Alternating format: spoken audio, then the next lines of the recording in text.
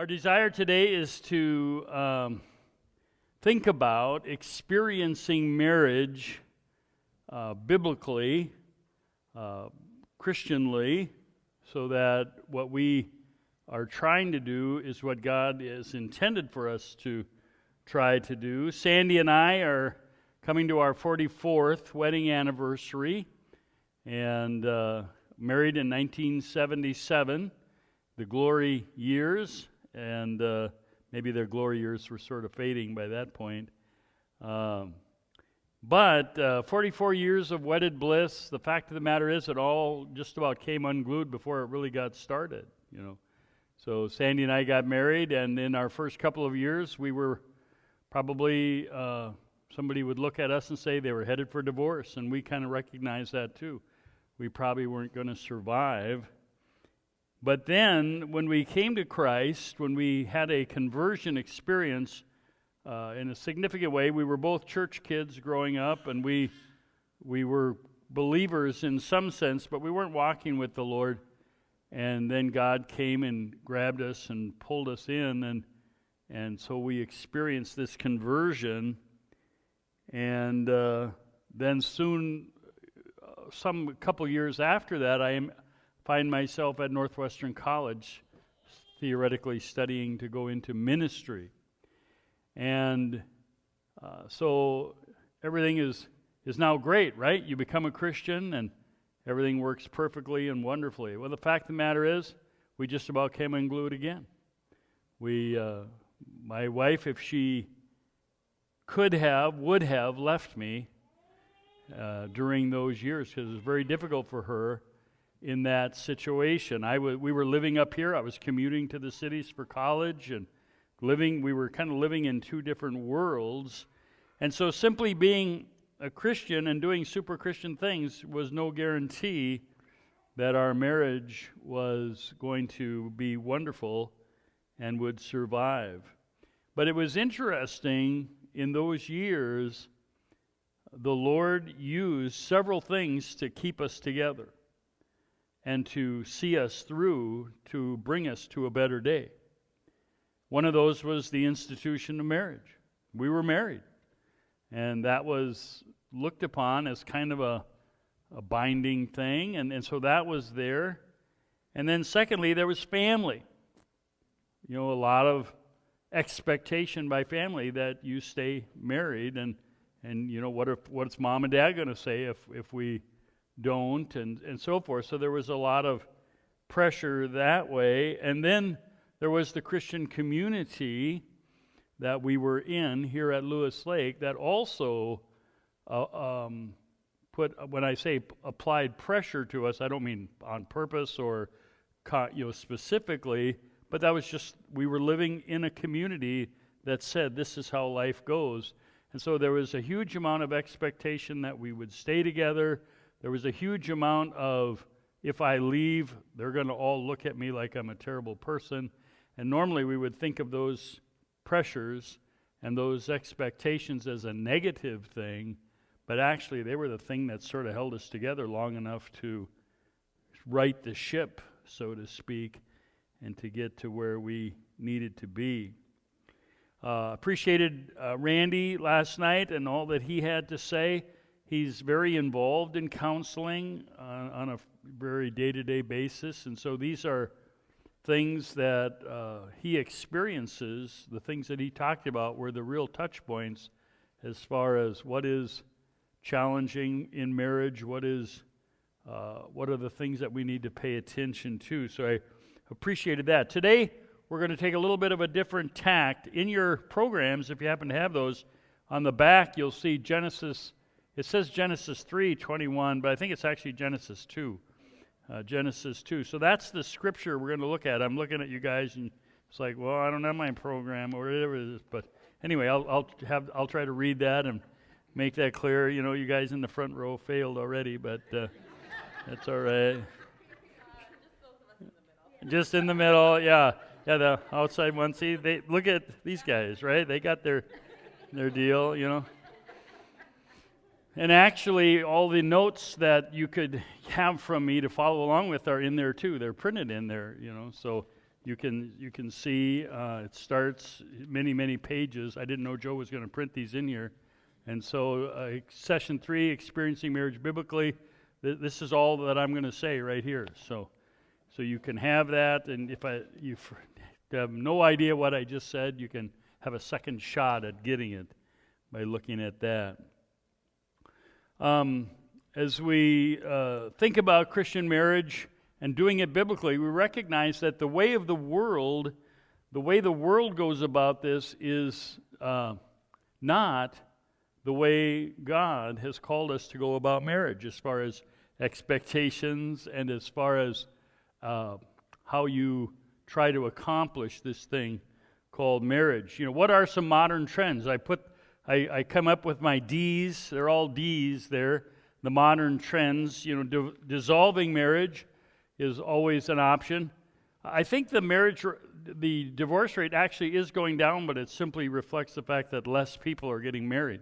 So if you don't have marriage in the first place, you don't break marriage, as much. So, but I think 45%, maybe 50% is maybe kind of high, but you can do anything with statistics. But certainly, the world around us says that if you get married and it doesn't work out, divorce is there. And through my own personal testimony, I hope you could see that sometimes too quick of a divorce really short circuits things and does not let you get to the other side. Decrying marriage. They say marriage is an unnecessary thing in the modern world. That was for a different day, a different time, and marriage no longer applies. It's not worth the trouble. It's an artificial constraint imposed upon people that we don't live the way people used to live, and so we don't need that. So they just decry marriage. They say it's not useful. Delayed marriages are very common these days. Most people are putting off marriage until their 30s, their late 30s sometimes.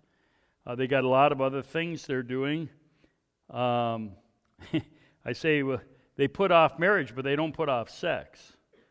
If the government could pass a law that says you cannot have sex unless you're married, and they'd be able to enforce that, I think marriage rate would go up quite a bit. People would start to get married, But there is, in our culture today, there is this sense that sex is something that everybody can do, and the biblical picture is that sex is not open to everybody, but only to that heterosexual married husband and wife. And so they pay no attention to that. And so then if you do that, you can delay marriage quite a bit. But what they're finding is the big problem with that is that women are beyond their childbearing years by the time they get to where they start wanting to have kids, or at least to the other end of that. And so there are some physical problems, and there are some other kinds of challenges that go along with that. I was glad that I had my kids young when I did, because I don't know if I could survive that now at this age, Dispensing with marriage, some people say, well, forget marriage altogether. It's kind of like decrying it, but marriage isn't even in the picture. Delightful marriage. This is kind of the other side of the spectrum. Marriage is seen as the final capstone piece to a successful life which we have built. So you're going to go out there and you're going to get an education. Then you're going to build a career. And as you're building this career, you're going to get a home, and you're going to build this amazing life with all these things. You're going to be able to not be bothered by family and doing all that. And then once you get everything in place, you get your life built, then you get married as sort of a crowning capstone achievement on top of that. And rather than being a foundational platform upon which you build life, it becomes primarily a way that you increase pleasure and personal happiness upon the life which you have already built. And so I quote on my next page, I don't know where it is on yours, from Breakpoint in the year 2020, December 22nd, right at Christmas time. Breakpoint said this: The focus of 20-somethings has become less about building mature relationships and fulfilling responsibilities, and more about enjoying oneself, traveling, and trying on identities and relationships. So what they're saying there is that marriage is a pathway to pleasure, pathway to happiness. And I'm not quite sure, maybe Randy was getting at that last night some too, I'm not quite sure that's the biblical way to look at it. Is marriage supposed to make you happy? Is it this pathway, one of the sources of pleasure in this world? Now, certainly it is that to a certain extent, but is that the main way we should understand marriage? And you can kind of feel that the answer is probably kind of no, not exactly. Marriage is intended to be a foundational platform upon which we go out and do life. And we're going to see that in Genesis chapter 2. If you'd like to have a Bible open, or again, it's on the back of your programs, we're really going to be centering in on Genesis 2, 18 to 25 is our text. Joe is going to be talking a little bit later after me about Ephesians chapter 5, I believe. Are you going to focus in on 1 Corinthians 7 at all, anywhere? Okay, very good. I don't want to steal anything you were going to say there, but I'm just going to refer to it. Notice what it says on the back of your program. The Lord God caused a deep sleep to fall upon the man, and while he slept, he took one of his ribs and closed up its place with flesh. And the rib that the Lord God had taken from the man, he made into a woman and brought her to the man. Then the man said, This at last is bone of my bones and flesh of my flesh. She shall be called woman, because she was taken out of man. Therefore a man shall leave his father and mother and hold fast to his wife, and they shall become one flesh. And the man and his wife were both naked, and they were not ashamed. So we want to zero in on that passage, one of the main classic passages that talk about what is the biblical understanding of marriage. How did it start? How did God originally create this thing to work? And we're just going to pick this apart a little bit. It's interesting that the Apostle Paul, talking about 1 Corinthians 7, the Apostle Paul assumed that if you were married, you were going to have to give attention and priority to that marriage. Let me show you what I mean. In 1 Corinthians chapter 7, beginning at verse 25, we read this. Paul says, Now concerning the betrothed are people who aren't married yet, but are engaged.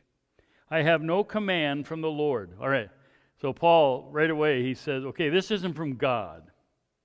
Okay, so I'm happy about that, once you find out what he says. But he's given us his wisdom.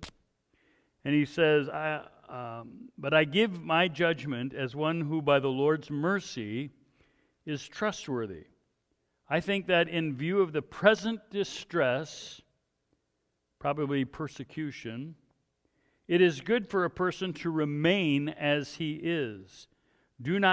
Are you bound to a wife? Do not seek to be free. Are you free from a wife? Do not seek a wife. But if you do marry, you have not sinned. Good. And if a betrothed woman marries, she has not sinned. Yet those who marry, notice this line, those who marry will have worldly troubles. All right, so what is Paul saying? If you get married, you're kind of bringing trouble on your head. Not so much trouble maybe in the negative sense, but there's an additional busyness, an additional thing to pay attention to that you're going to have, and he brings that out. This is what I mean, brothers. The appointed time has grown very short. From now on, let those who have wives live as though they had none. And so Paul is saying, in a way, it's better to stay single because you don't have all that extra maintenance, if I can call it that, of a marriage. If I jump down to verse 32, it says, I want you to be free from anxieties. The unmarried man is anxious about the things of the Lord. Okay, there's an assumption. If you're single, you're going to be anxious about the things of God. You're going to be paying attention to the things of God. 100% totally. But he says in verse 33, but the married man is anxious about worldly things, how to please his wife. All right. So the assumption there is that a married guy is going to live life anxiously thinking about, how can I please my wife? How can I bless her? How can I encourage her? How can I help her to thrive and grow strong? Isn't that wild? So these are just assumptions underneath Paul's words here. It says his interests in verse 34 are divided.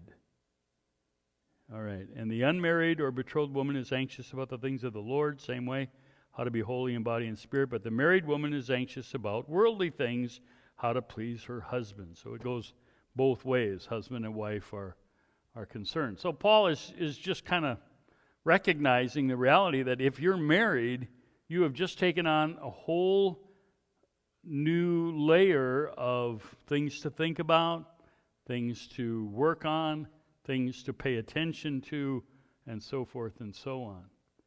And so we're going to be talking about giving it the priority.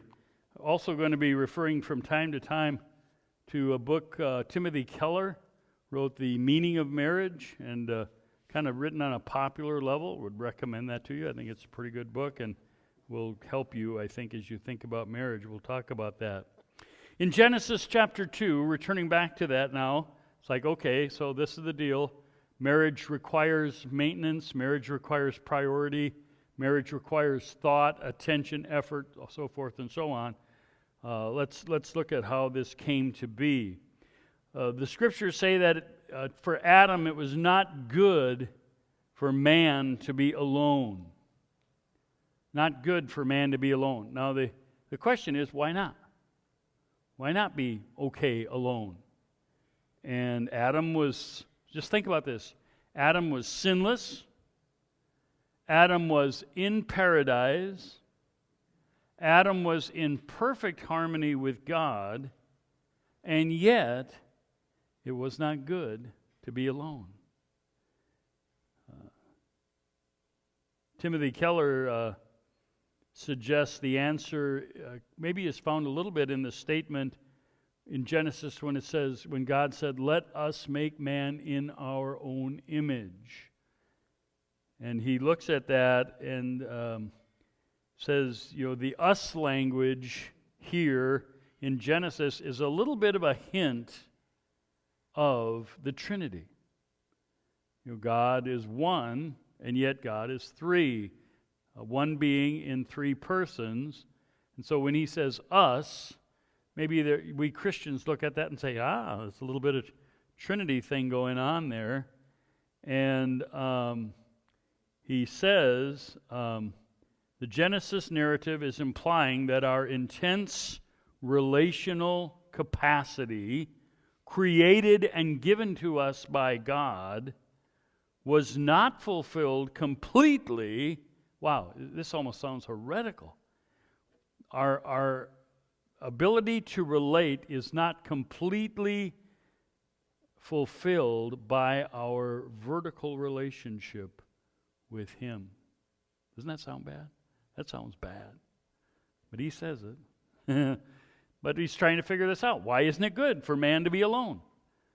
It's like, well, God should be enough for man, right? And the answer is, well, I've created you, man, with this capability of relating.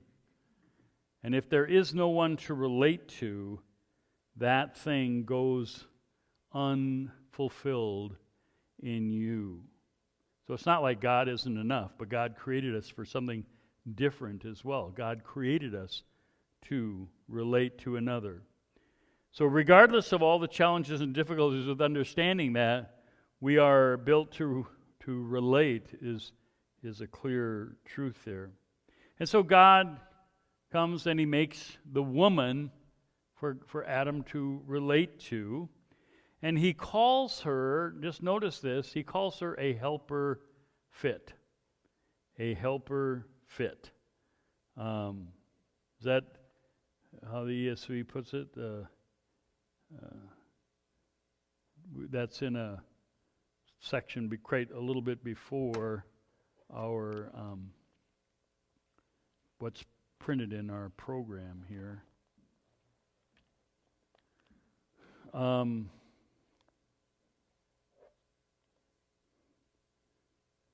I'm just looking here to see if anybody see that, if you have your Bible open. Verse 20. Yeah. The man gave names to all the animals and to the birds of heaven and to every beast of the field, but for Adam there was not found a helper fit for him. That word fit is kind of interesting. It's the idea is that from Brown, Driver, and Briggs, this is a Hebrew dictionary.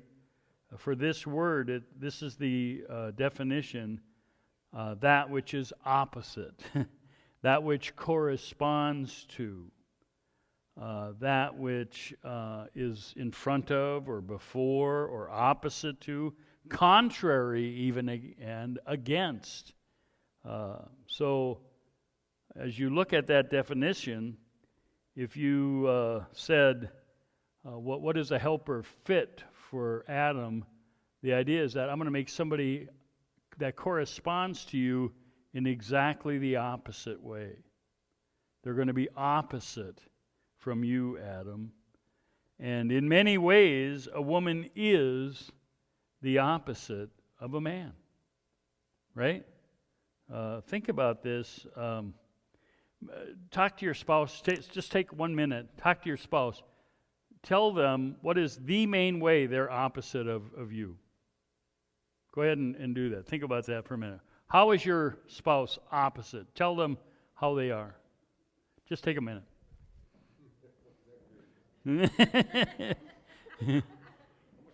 Yeah.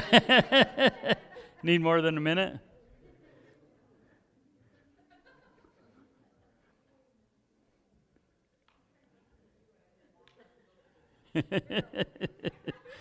How are they opposite from you?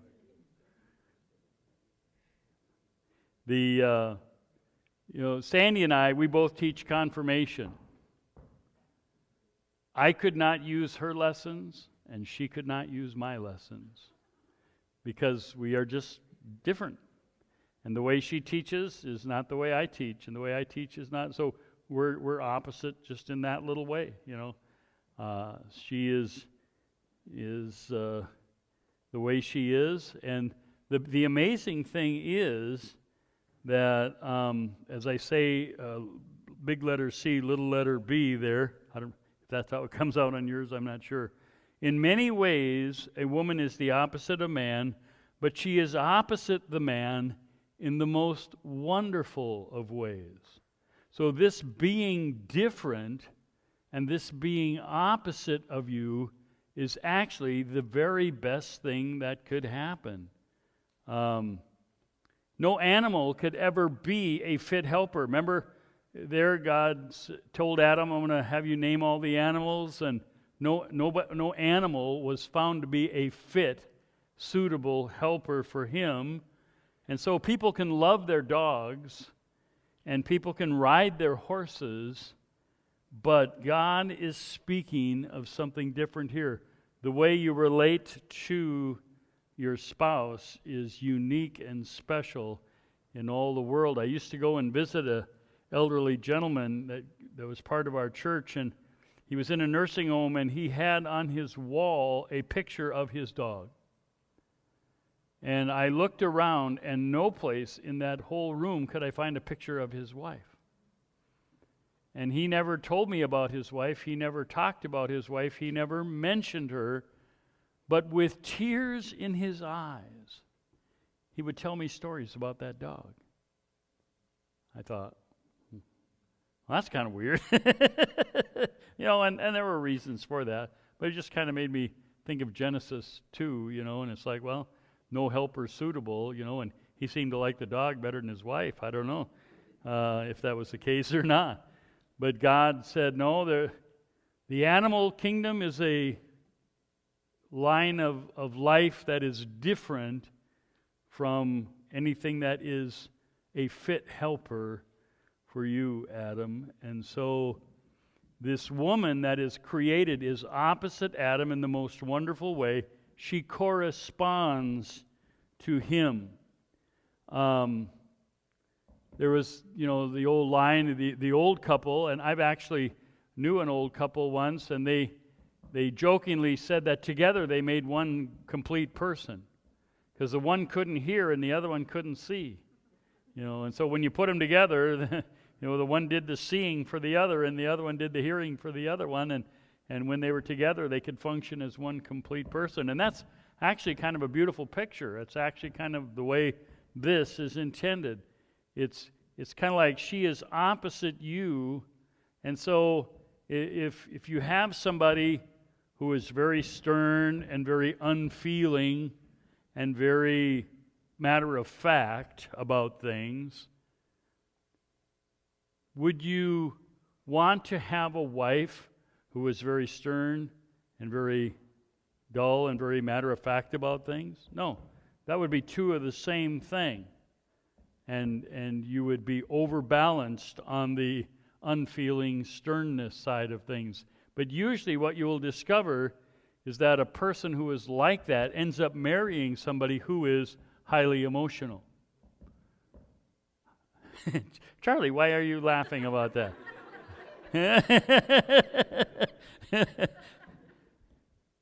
It's kind of like, they are providing what you need. You need a little more emotion in your life, and they're providing it for you, And so you might get that call to help somebody, that plea in the mail. Could you give $10 to feed the starving people and wherever? And you go, well, no, I don't think so. But God wants you to do it. Well, how are you going to do it? Well, here comes your wife. And her heart just breaks. Ooh, she's crying as she's reading the letter. It's like, it's a form letter, for crying out loud. No. She's just pouring. We're sending $20. I don't care. 10 is not enough. And so this is how things get done. You match. You balance each other out. You are opposite in the most wonderful of ways. And this is what Genesis is getting at. Think about this. What kinds of questions do you ask each other? What kinds of questions do you ask each other? Honey, where's my socks? Right? Well, she knows where my socks are and I don't, and that's kind of how we're different, Or she says, the garage door won't go open in the cold. I don't get it. So then I go out. You see, opposite. What they're good at. I always ask people this when I do marriage counseling, and maybe if you've done counseling with me, you've heard me say this. I'll say, which one of you is good at finance? And just about always, I have run into a couple of couples that they're both good at it. But usually one is kind of finance focused and the other one is less so. One is good at paying attention to paying the bills. One is good at paying attention to making bills, I guess.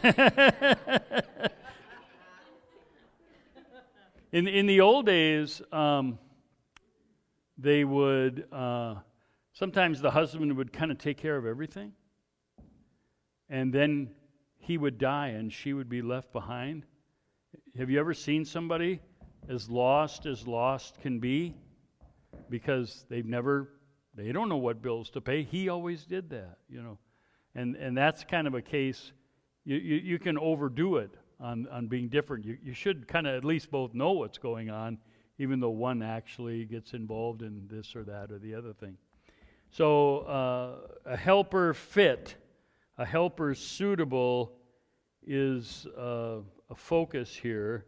Even though we might be opposite in many ways, it is good for a couple to get an area of life in which they do come together, in which you are both alike.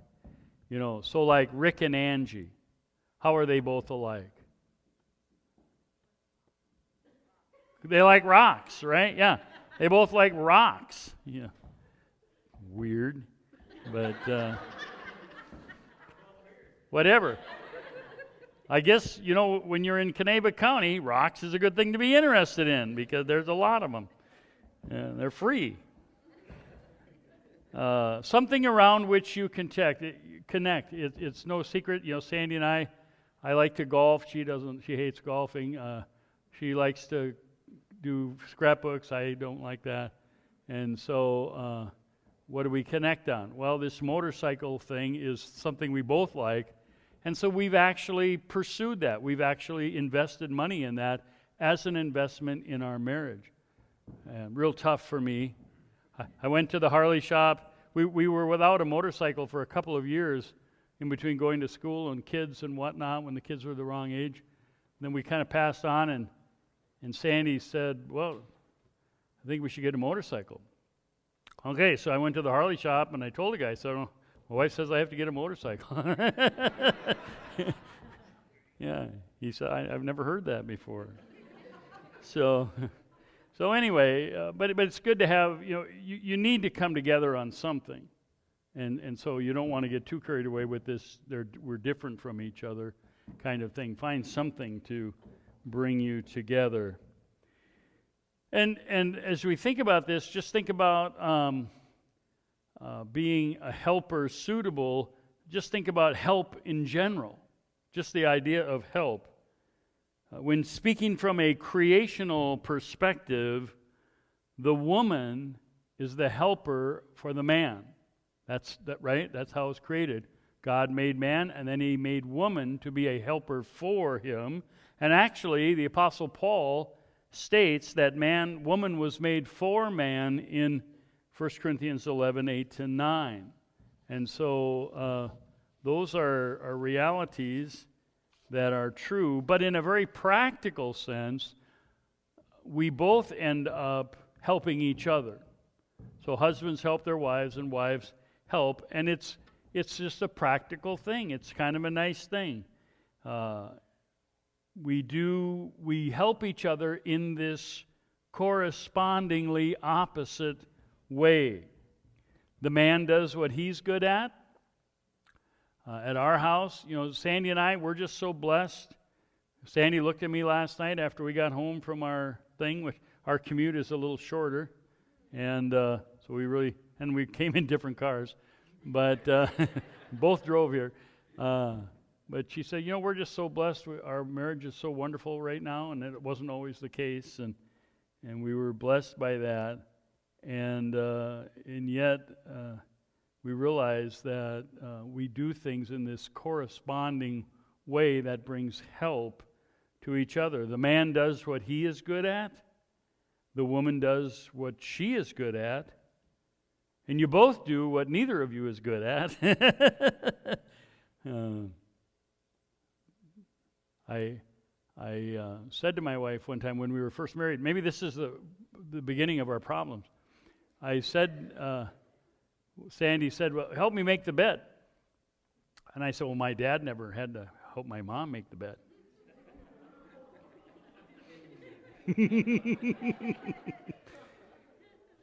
And so I made the bed the other day again, and, you learn about these things. You say, yeah, I can see why you'd have problems.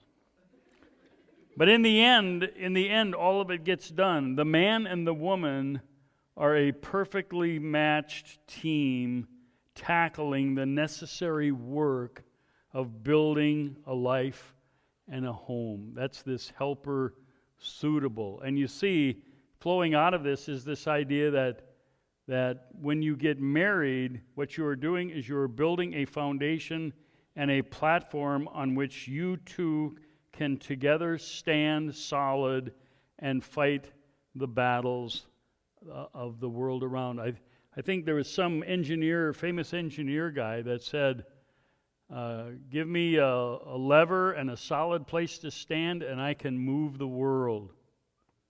And he was saying, if you have a solid footing and a lever, you can really make things happen around the world. And that's kind of what marriage is supposed to be, kind of that solid place to stand, so that when you are trying to fight the battle of life, accomplish the tasks of life, do the challenging things of life, it is you two together completing each other.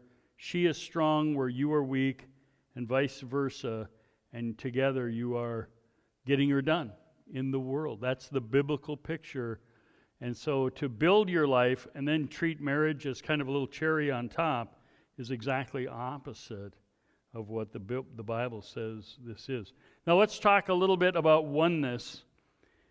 In verses 19 to 20, God gave Adam a job of naming all the animals. So if you wonder why a hippopotamus is called a hippopotamus, I guess it's Adam's fault. I'm not sure how that works in the language changes down through the thing. By the way, hippopotamus is from two Greek words. Potomac, you ever heard of the Potomac, a river? Well, the Greek word for river is Potomac, and the Greek word for horse is hippos. And so when you want to talk about a hippopotamus, that's a river horse, which is what a hippopotamus is, kind of. So anyway, God is saying, Adam, I want you to name all these animals. And there was one very clear discovery that came out of naming all the animals, and that is that none of them were a helper suitable for him. So God creates a woman out of the man, and the fact that the woman was created out of the man becomes the very basis for a very powerful kind of unity that can happen. In verse 23 of Genesis 2, we read, Then the man said, This at last, bone of my bones and flesh of my flesh, she shall be called woman, because she was taken out of man. So this is something different now than anything in the animal world. All flesh is not the same, and here is human life, a human woman, and Adam says, wow, this is really different now. And so the unity, every other life form is different and is unsuitable for this kind of connection, but in the person of this woman, an amazing connection could now happen. And in verse 24, God immediately joins them. He brings the woman to the man, and he kind of speaks these words. And this is both the first marriage and the shortest engagement period you've ever seen in your life. This is how it's going to work, God said. You don't know what a parent is yet, but someday there's going to be parents, and children are going to grow up with them, and they're going to leave the parents. So he says, kids are going to grow up, and then they will leave, and then they will unite to one who is opposite of them in many ways, and they will become this new unity. Jesus himself repeats this verse in Matthew chapter 19, verses 4 through 6. Matthew 19, 4 to 6. He repeats it, and he adds or changes something just a little bit. He says, Jesus answered, Have you not read that he who created them from the beginning made them male and female, and said, Therefore a man shall leave his father and his mother, hold fast to his wife, and the two shall become one flesh. And then he says, So they are no longer two, but one flesh. What therefore God has joined together, let man not separate. And so, notice that concept, what God has joined together, the union between a husband and a wife is first and foremost a union that is created instantly by God. The moment of marriage, I don't know what it is, in that marriage ceremony, when they speak the vows or when I pronounce them, or I've never caught God actually doing this, but the Bible says that when two people get married, God makes a supernatural union between them, and so they are connected now to the point where they're almost one new unit. And so there's an implication here that when people live together without being married, this union isn't happening.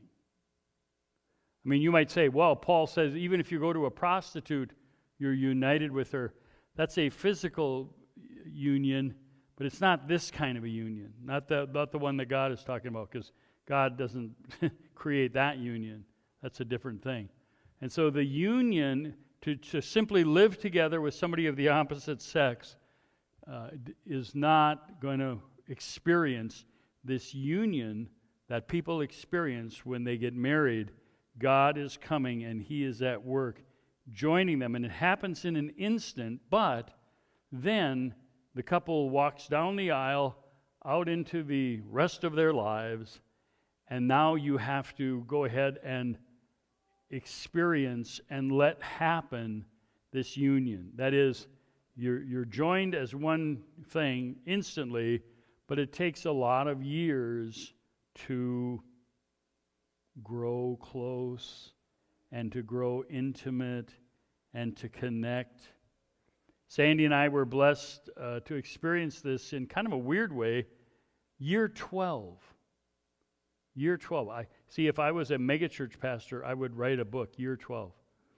And we're just living, and I'm a pastor at this point, and we're kind of working our way through life, and there were ups and downs, just like always. But suddenly, in year 12, things got way better between us. More powerful, more intimate, more loving. Just kind of took it up a gear. And I don't know how that happened. I should make it up so I could tell you, we'll just do this and it'll happen for you. I don't know how that happened. We didn't try. We didn't do anything. It just kind of came on us, I don't know. I don't know what that was all about. So I don't know, it won't be year 12 for you probably, but see, this is us. God joined us on May 14th, 1977, and in year 12, somehow that union took a big step forward. And this is the kind of thing, this is the union of marriage that God is talking about here. Leaving your father and mother is kind of interesting. I have a principle in marriage that says over-involvement by parents kills marriages. So you have to leave mom and dad.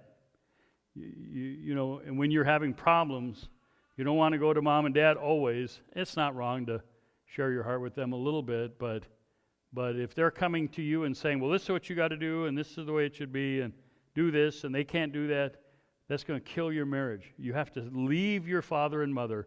We talk about primary relationships, and this mom and dad was your old primary relationship.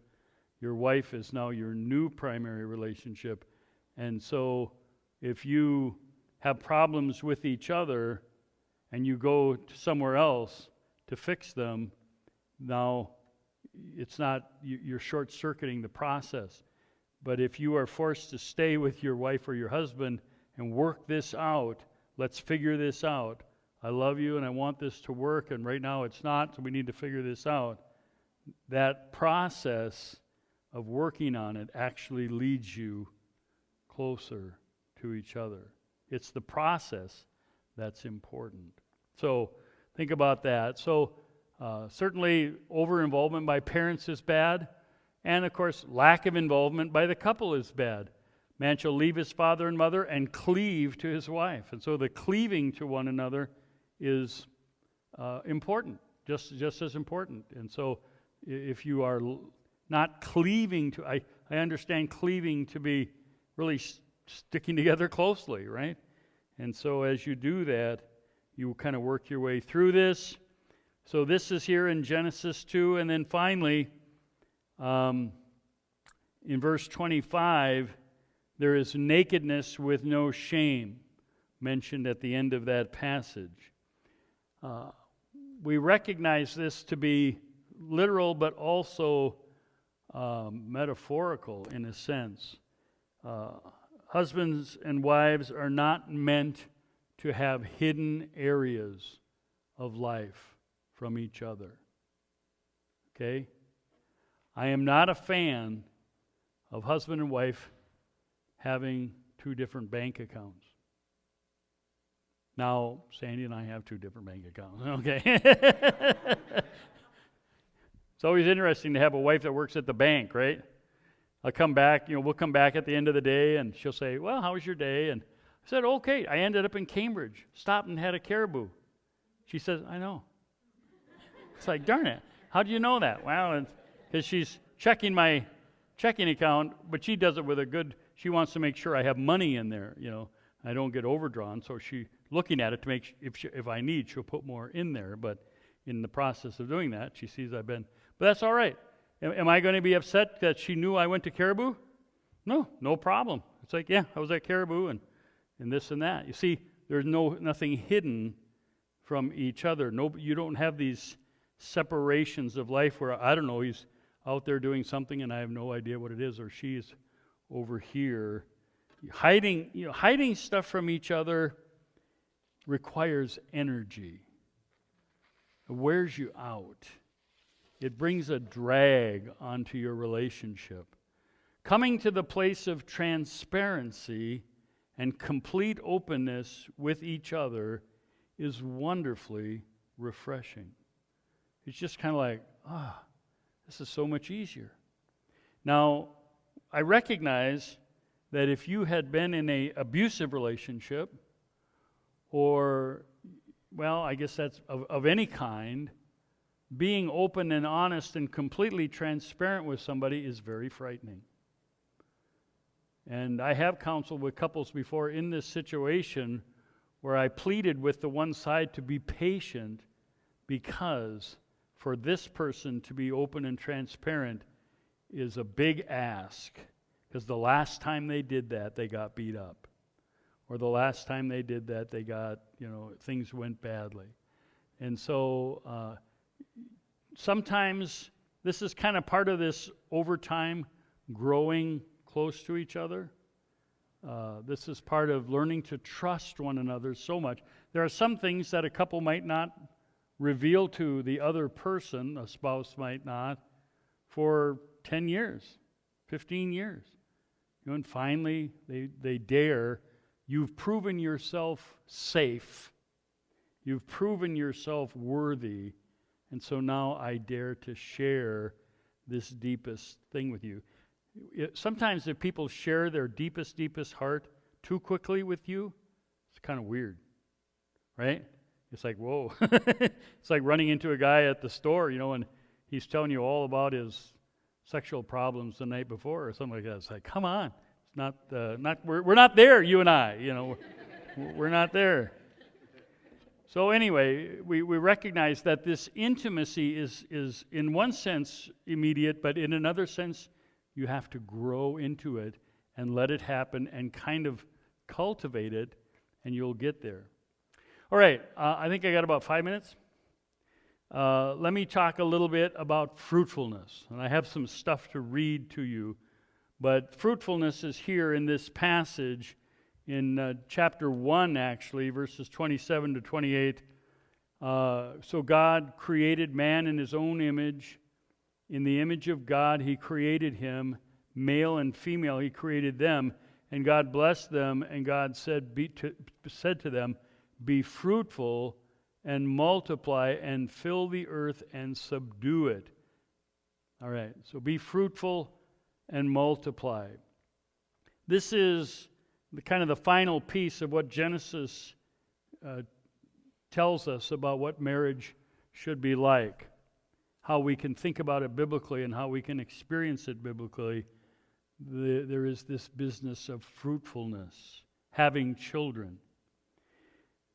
In our world today, many have been saying for quite some time that the earth has too many people. And this threatens our well-being and our survivability.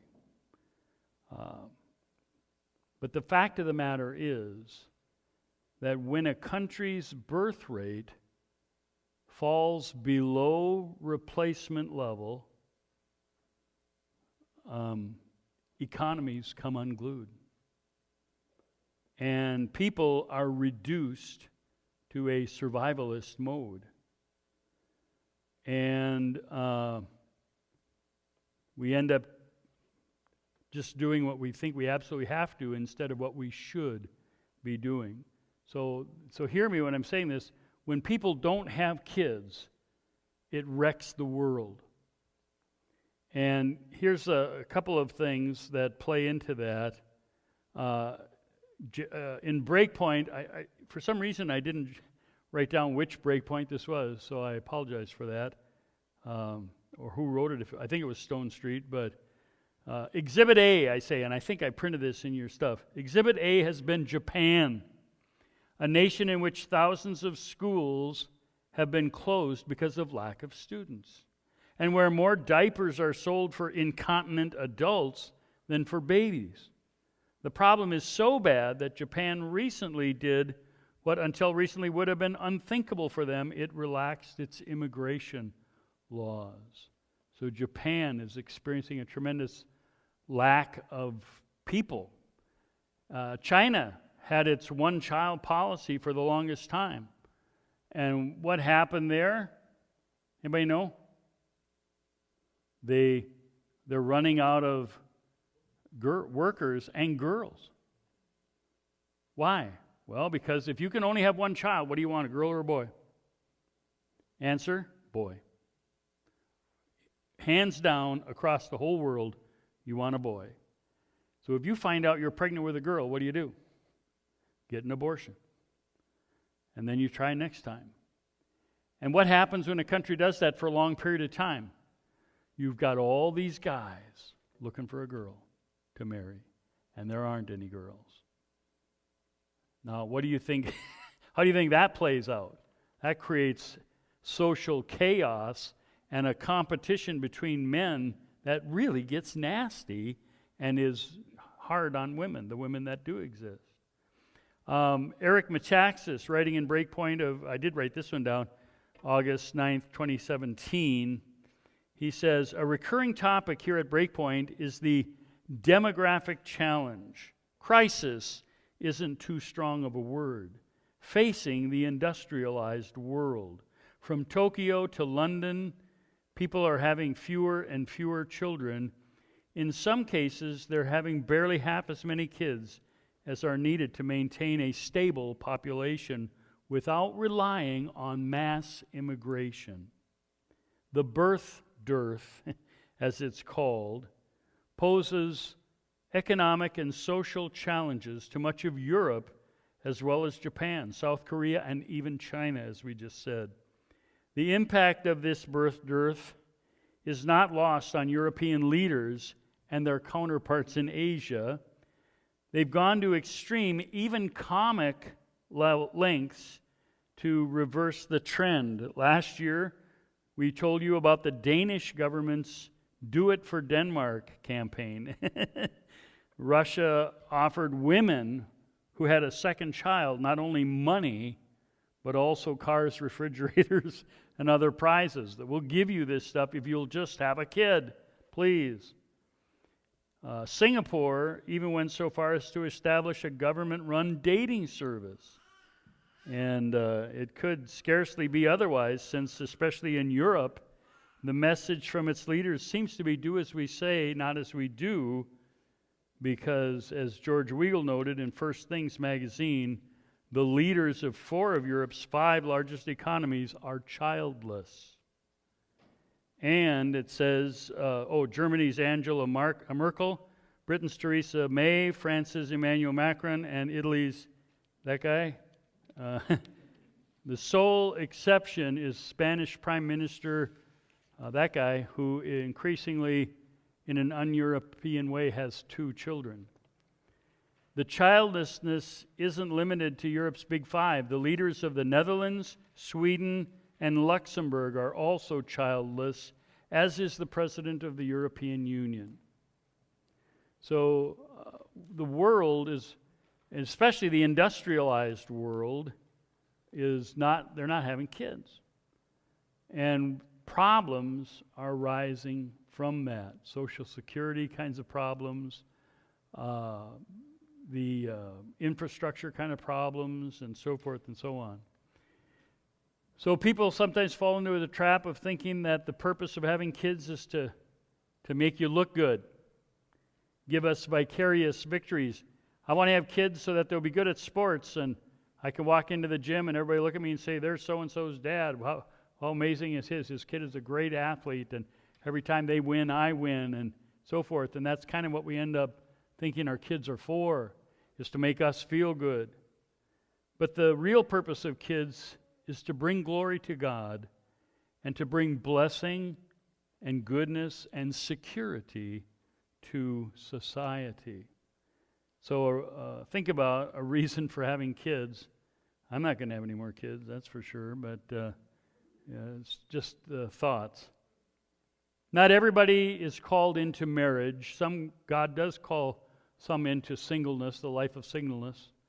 And not every married couple is going to have kids. That's the fact of the matter. So we're not saying that it's impossible to do that across the board. And some couples desperately want to have kids and they can't. And it's a great pain and a great sorrow for them, and it's very difficult. But we're just talking about the general plan that God has for marriage.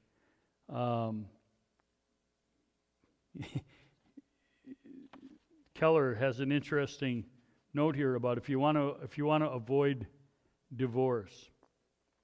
He says this. He says, looking at the statistics, he says, so if you are reasonably well educated with a decent income, you come from an intact family and are religious, and you marry after the age of 25 without having a baby first, your chances of divorce are low indeed. Kind of interesting that those are the thing. People that end up getting divorced are always falling down on those kinds of criteria. All right, so having kids, part of God's plan. Let me wrap up. Timothy Keller speaks of the priority our marriages should have in our lives in this book that I was just reading from. He says this, the reason that is marriage, must have priority is because of the power of marriage. Marriage has the power to set the course of your life as a whole. If your marriage is strong, even if all other circumstances in your life around you are filled with trouble and weakness, it won't matter. You will be able to move out into the world in strength. However, if your marriage is weak, even if all the circumstances in your life around you are marked by success and strength, it won't matter. You will move out into the world in weakness. Marriage has that kind of power, the power to set the course of your whole life. It has the power because it was instituted by God, and because it has that unequal power, it must have our unequaled priority, supreme priority. So today we've noticed these things about marriage. Our spouse is our helper.